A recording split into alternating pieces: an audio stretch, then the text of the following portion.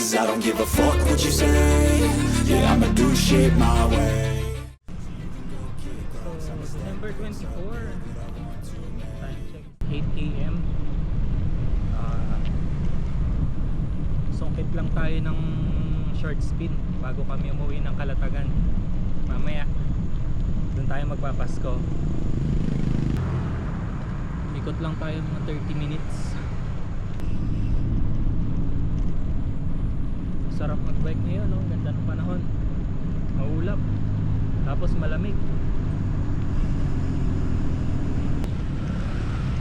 So ito palang laps kung makikita nyo sa Strava profile tsaka minsan sa mga MyD ko. Dito lang to sa subdivision. Maganda kasi dito, maluwag yung daan, tapos hindi mabibilis naman yung mga sasakyan.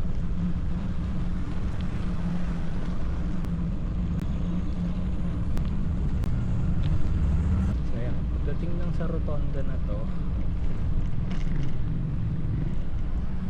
ikot lang and babalik na ulit.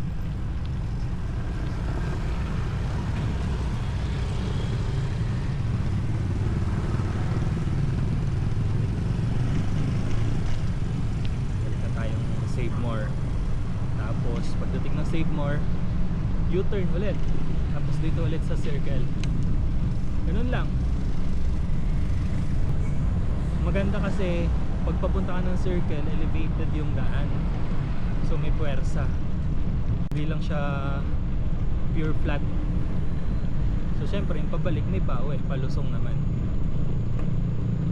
So nagkakaroon ng interval in terms of effort. So Save More, then U-turn ulit, tapos ahon, pabalik ng circle.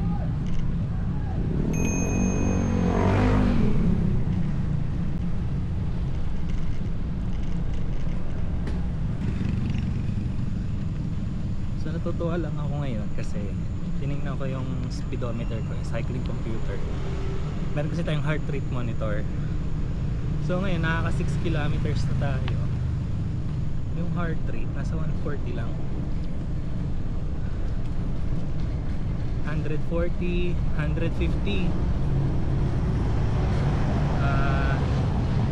beats per minute. So yung last training ko dito, yung ganitong normal, pumapalo ng 170, 160 ganun. So ngayon less effort na yung heart. So meaning ang bottom line yan is probably nag-improve na yung cardio natin because less effort na sa heart pero more power output.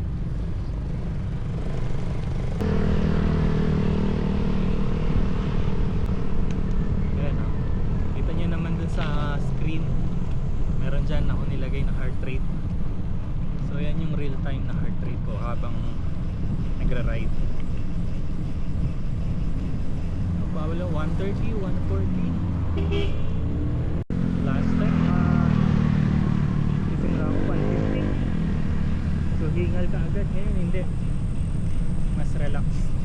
Got a lot of shit to say, so I'ma do this every day. I'll be writing things until I'm fucking buried in my grave. 6 feet deep under, but my body won't decay. Cause my messages are timeless, so they'll put them on display. Oh yeah, I rap with a certainty, I have a sense of urgency. A message for eternity, for everyone eternally. So, nasa 9 kilometers tayo, no? So, siguro dalawang ikot na lang to. 10 kilometers na, tapos 30 minutes na rin naman, 33 minutes. Pwede na to. Then, prepare na tayo maligo para buuin tayo ng Kalatagan. See, you'll be looking small when you're standing right next to me.